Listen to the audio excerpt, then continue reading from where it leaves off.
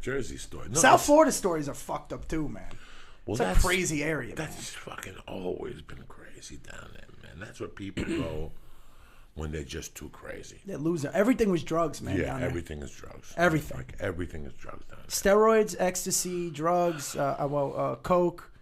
That's all. Like that's just all. Like I mean, well, in my high school there was a lot of steroids and shit, but but it's a different time. Everything's changed, man. It is. It doesn't seem like little kids hustle like they used to, man. I mean, we were always hustling, washing cars. In Boston, a couple kids got arrested because they were shoveling. They were going around shoveling driveways, and some people got mad. Can you believe that? That's crazy. Can you believe that? That's how the kid does. And a kid in my position when I was that age, and I'm not embarrassed to say this, I was very spoiled. My mother, if I just asked her, my dad had died.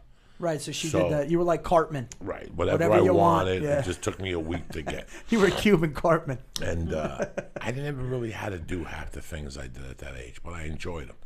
When I used to go to 148th Street, I'd see these kids and they inspired me. They had, I had air conditioning in my room. These kids lived in a room with their mothers and fathers in the living room, thrown around the fucking floor.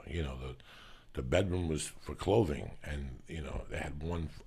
And I couldn't even tell them how I lived. They'd ask me, and I'd be embarrassed to tell them but they taught me. They inspired me that you had to move every day, and and I never forgot their hustle. They always shook down somebody, but legitimately, they weren't bad kids. Like, they just tell you the truth. At night when you leave and you're in Staten Island sleeping in your window, we're going to protect your fucking window. Mm-hmm. They were different kids. And I forgot their names over the years.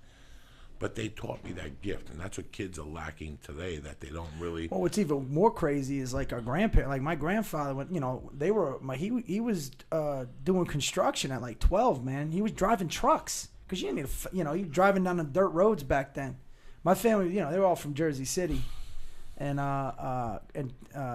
when they were younger, man, they all worked. My grandfather, he can get past sixth grade, I think. What was the first time you got behind the seat of a car? I was in a stolen car in middle school.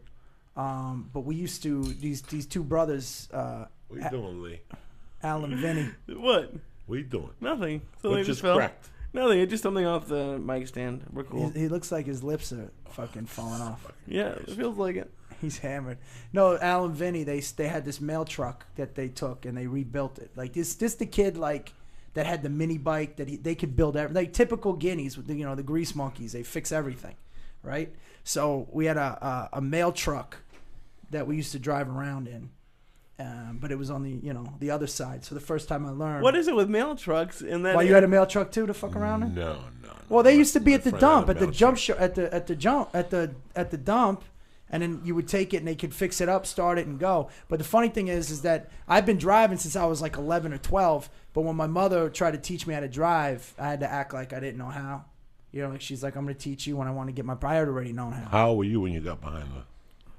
15, 16. Yeah, me too. I was petrified. You didn't drive? I wasn't. No, I wasn't scared I didn't of it, want to. I had no need for it. I didn't want to. I didn't like cars. I wasn't attracted to cars as a kid. Too, right? Because And then when my mother died, I used to hang out with this dude from time to time. His name is Mike Denny, and his father owned a ship contracting company. So when your ship came into town, they went in, they painted all the garbage, they took the barnacles off your ship, they put Rust-Oleum on, they rebuilt the floors with the water, where it was leakage with that special kind of plywood, and they did everything at night. So they got really busy, and I used to hang out with Mike. They used to call him the devil. When he was a kid, they call him the devil. You know what the devil is today? What's his last name? Denny, Mike Denny. Today he's in a prison in North Carolina for killing his wife. I mean, this kid. Because I knew a kid from Patterson with that nickname. This kid was the fucking devil when we were kids. He was right around my block there in North Bergen. And he came to me one day. He goes, listen, my father needs help, and he really likes you, and he knows your mom died. You know how to drive. You want to drive with us at night? And I'm like, I can't drive a stick. So from 6 to 10, I drive to Hoboken Pier. I go to Newark Pier, and I just drop off little things. You just fucking drove. You never driven before then? Never. He taught me how to drive, and after 2 weeks, I said, I'm scared. I don't want to do it no more. He goes, Jesus fucking Christ. And he called his brother, who had a driving school like down the shore, The brother came, didn't check any paperwork. Mm-hmm.